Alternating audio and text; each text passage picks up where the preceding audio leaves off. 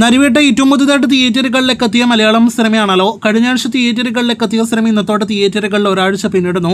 ഇന്നത്തെ സിനിമയുടെ Kerala tracking, Kerala world wide estimate റിപ്പോർട്ടുകൾ പതിവ് പോലെ വന്നിരിക്കുന്നു. അതിനു മുന്നേ ടൊവിനോ നായകനായി എത്തിയ നരിവേട്ടയുടെ ആദ്യ 6 ദിവസത്തെ യഥാർത്ഥ കളക്ഷനിലേക്ക് വരികയാണെങ്കിൽ 6 ദിവസത്തെ സിനിമയുടെ ഓവർസീസ് കളക്ഷൻ $6,75,000 ആണ്. അതേസമയം ആദ്യ 6 ദിവസത്തെ വേൾഡ് വൈഡ് ഗ്രോസ് 15,25 ലക്ഷം രൂപയാണ്. അപ്പോൾ ഇന്നലെ വരെ 6 ദിവസങ്ങൾ കൊണ്ട് എസ്റ്റിമേറ്റ് ചെയ്ത കളക്ഷനിലേക്ക് സിനിമയ്ക്ക് എത്തപ്പെടാനായിട്ട് കഴിഞ്ഞിട്ടില്ല. ഇന്നലെ വരെ 16 കോടിയിൽ പരം വേൾഡ് വൈഡ് ഗ്രോസ് ആണ് സിനിമയ്ക്ക് പ്രതീക്ഷിച്ചത്. എന്നാൽ അതിലേക്ക് സിനിമ എത്തപ്പെട്ടിട്ടില്ല. ഇതിൽ നിന്ന് വ്യക്തമാകുന്നത് ആദ്യ വീക്കെൻഡിന് ശേഷം സിനിമയ്ക്ക് തിങ്കൾ മുതലുള്ള ദിവസങ്ങളിൽ കളക്ഷൻ ഇടിവ് സംഭവിച്ചിട്ടുണ്ട് എന്ന് തന്നെയാണ്.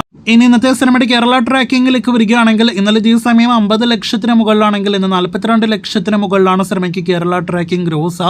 ഇന്ന് 1 കോടി സിനിമയ്ക്ക് കേരള ഗ്രോസ് ഉണ്ടാകില്ല എന്ന് ഉറപ്പാക്കപ്പെട്ടിരിക്കുന്നു.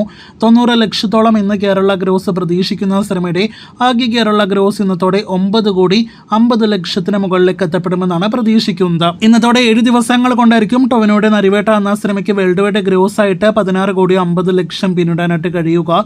അപ്പോൾ ആകെ മൊത്തത്തിൽ വലിയ മോശമല്ലാത്ത കളക്ഷൻ സിനിമ നേടിയെടുത്തിട്ടുണ്ട്. കാത്തിരിക്കുക അടുത്ത ദിവസങ്ങളിലെ കളക്ഷനായിട്ട്.